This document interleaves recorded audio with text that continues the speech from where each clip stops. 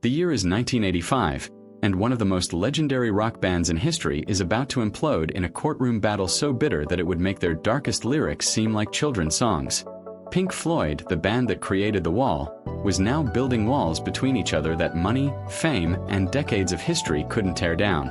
It started in the late 1970s when Roger Waters began tightening his grip on Pink Floyd's creative direction. After the massive success of The Dark Side of the Moon in 1973 and Wish You Were Here in 1975, Waters believed he was the visionary keeping the band alive. By the time they released The Wall in 1979, Waters had written almost everything, and his bandmates David Gilmour, Nick Mason, and Richard Wright were increasingly sidelined.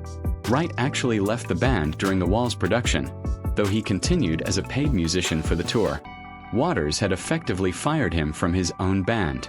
But the Real explosion came after the final cut in 1983, an album that was essentially a Roger Waters solo project wearing Pink Floyd's name.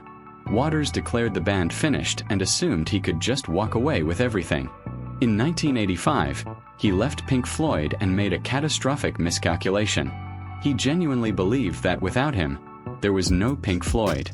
He was the creative force, the lyrical genius, the conceptual mastermind. Gilmour and Mason were just session musicians in his story. Waters was wrong, and what happened next shocked the music world. David Gilmour and Nick Mason decided they weren't going to let Waters take their band's name and legacy. They wanted to continue as Pink Floyd, and Waters went nuclear. In 1986, he took legal action to dissolve the partnership and prevent them from using the Pink Floyd name. The courtroom became a battlefield where decades of resentment spilled out in legal documents.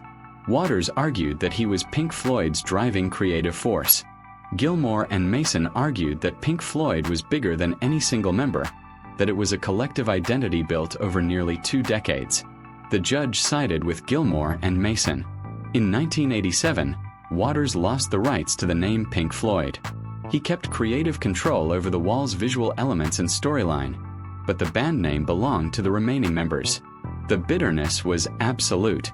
Waters spent years publicly dismissing anything Pink Floyd released without him, calling their 1987 album a momentary lapse of reason, a pale imitation. Gilmour fired back, and the two spent decades barely speaking. The hatred lasted through the 1990s and well into the 2000s. They reunited briefly for Live 8 in London in 2005, but it was a temporary ceasefire, not a peace treaty. When Richard Wright died in 2008, the loss was profound, but the Waters-Gilmour divide remained. Even now, the wounds haven't fully healed. Pink Floyd created music about alienation, ego, and control, and then lived out those themes in the most painful way possible.